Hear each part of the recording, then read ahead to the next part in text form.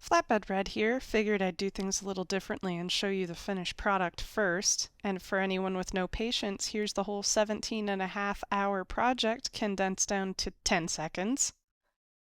This was an 11 by 14 inch gouache painting for a customer in New Jersey. Gouache is an opaque watercolor. It was used a lot in old ads and illustrations and things. I absolutely love how precise you can make details, so that sometimes means I get a little bit carried away, but I'm always happy with how they turn out. I started with the bumper and the front wheel on this. I don't really have any rhyme or reason to why I start where I start on painting sometimes, but this time it looks like I was just trying to use the paint that was on my palette without having to get my brush into all different colors and have to clean it constantly. Gouache can be re-wetted just like watercolors, so you can come back to the paint on your palette later on. This was 17.5 hours total, but I do that over the course of a couple of weeks generally because it's a lot of strain on your eyes and on your hand holding tiny paintbrushes and things.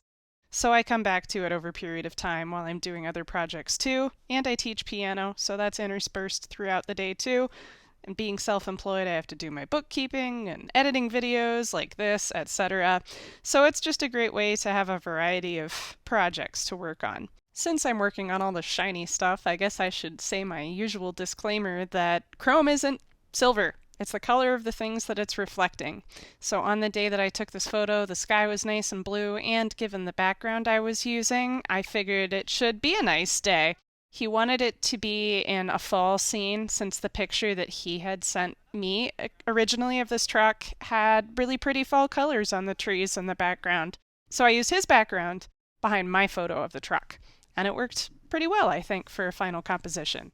You can see my box of tubes of paint up in the corner here. I probably have about 20 different colors of gouache paint or so, but I tend to only use about maybe a dozen or less of them on each painting. I find that no matter how I mix the colors, they end up going together really well, and it's pretty easy to match the colors I want. Trickiest thing about gouache though is that, or actually a lot of paints, they dry a different color than how it is when it's wet.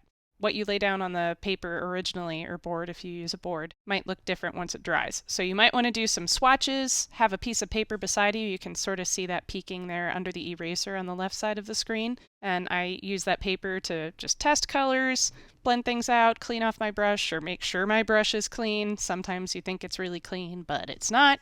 The photo that the customer sent me initially was of a different truck in their collection, and I realized that I had pictures of another one of their trucks, sent that over. He decided he liked my picture, so I painted it first.